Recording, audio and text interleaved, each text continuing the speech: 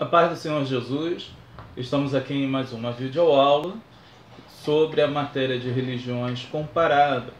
Hoje nós estaremos falando o Santo Consolador. O livro utilizado, como os irmãos já sabem, é este livro aqui. A aula hoje é referente ao dia 7/4/2020. O tema, o Santo Consolador. Estaremos falando sobre os seguintes tópicos: a divindade do Espírito Santo, a personalidade do Espírito Santo, o batismo do Espírito Santo. Esta aula é referente às páginas 115 até a 122. A divindade do Espírito Santo. Vimos aqui em aulas anteriores, principalmente quando falamos do Deus Trino, sobre a divindade do Espírito Santo. O autor, nesse capítulo do livro que nós estamos estudando, ele vai relacionar alguns aspectos que se pode tirar a ideia de que a pessoa do Espírito Santo também é Deus, segundo a ortodoxia declarada pelo protestantismo. Uma das características é a utilização de João, capítulo de número 14, versículo 16, quando Jesus ele fala que virá um outro Consolador. A palavra grega para isto seria alon parakleton. Alon parakleton seria outro advogado, outro Consolador, só que, segundo ao entendimento daqueles que defendem a apologética trinitariana, a palavra alon, ela acaba tendo uma conotação diferente da palavra héteros. A palavra alon e héteros, ambas significam outros. Todavia, segundo alguns pesquisadores, acabam apontando que alon seria um outro de substância igual, enquanto héteros seria outro de substância diferente. Contudo, quando nós analisamos a palavra friamente de maneira exegética, podemos notar que o seu uso, muitas das vezes, ele é utilizado não prestando muita atenção concernente a esse tipo de entendimento. Mas, dentro de um conteúdo teológico de declaração trinitariana, a apologética acaba se dando mediante a este fato. A outra maneira que o autor encontra de defender a divindade do Espírito Santo é relacionando os nomes concernentes ao próprio Espírito Santo. Espírito de Deus, Espírito de Cristo, Espírito do Senhor, Espírito de Yahvé. Toda vez que é declarado desta maneira, a palavra Espírito, relacionando uma das pessoas da Santíssima Trindade, acaba trazendo a declaração que o Espírito Santo também é Deus. Mediante a isso, ainda pautado em João 14,16, ele vai fazer a observação da palavra parácliton.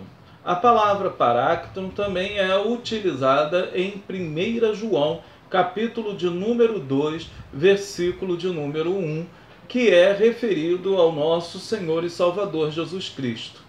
Utilizando desta forma, o autor vai observar que a palavra vai trazer um intuito de igualdade dentro da visão de João, haja vista que o Evangelho escrito pelo mesmo e a Epístola Universal também escrita pelo mesmo apóstolo. Concernente ao Novo Testamento, podemos notar duas atividades dentro da pessoa do Espírito Santo. A primeira é antes do nascimento de Jesus Cristo. Quando vimos a palavra quando analisamos, a pessoa antes do nascimento de Jesus Cristo, vamos notar o Espírito Santo trabalhando para a promoção ou para a existência do ministério messiânico, atuando de maneira decisiva e categórica na concepção do próprio Senhor Jesus Cristo com a Virgem Maria, trazendo a Jesus o contato essencial com o Pai, mostrando o poder e a revelação divina no decorrer dos períodos que Jesus Cristo teve neste mundo. Então, antes da crucificação, antes da ressurreição de Jesus Cristo, antes deste fato ocorrido, o Espírito Santo ele vai agir em torno de Jesus. Depois, o Espírito Santo, após a morte de Jesus Cristo, ele age em contato direto com a Igreja do Senhor, a noiva de Cristo. Tanto que o livro de Atos dos Apóstolos também é conhecido como a metafísica da Igreja, mostrando a presença sobrenatural do corpo místico de Cristo no decorrer da história da Igreja, no século que ela vive no decorrer dos apóstolos. Ela vai trazer a existência do poder do Espírito Santo de Deus, trazendo plena manifestação da graça de Deus, confirmando a pregação do Evangelho com os dons que Deus assim capacita a sua igreja para mostrar que a mesma está falando ou está sendo autorizada por Cristo no decorrer da sua história. É demonstrado que também em estudos anteriores que nós vimos ainda na videoaula, que o Espírito Santo ele também tem os mesmos atributos das outras duas pessoas da Santíssima Trindade. O Espírito Santo ele tem os três ônios de Deus: onipresença, onipotência e onisciência. Ele é infinito, ele é eterno, ele tem a sua beleza em santidade, ele é perfeito em sua sabedoria. Então todos os atributos que é correlacionado ao Pai ou Filho também é relacionado ao Espírito Santo de Deus. A personalidade do Espírito Santo de Deus. Apesar da palavra espírito indicar uma maneira incorpórea de existência, podemos então entender de maneira clara que o Espírito Santo ele é uma pessoa, mesmo que não tenha a forma física de um corpo. Isso é declarado mediante ao sentimento e à intelectualidade que a Bíblia demonstra haver no Santo Espírito de Deus. Podemos notar dentro das Escrituras Sagradas, declarado em Efésios, capítulo de número 4, versículo 30, que o Espírito Santo ele tem sentimento. Ele sente, ele consegue manifestar tal sentimento ao povo, à sua igreja. Ele zela pela sua igreja, ele sente, se une pela sua igreja, ele vai interagir com a sua igreja. Também pode ser colocado ao Espírito Santo um ato de inteligência.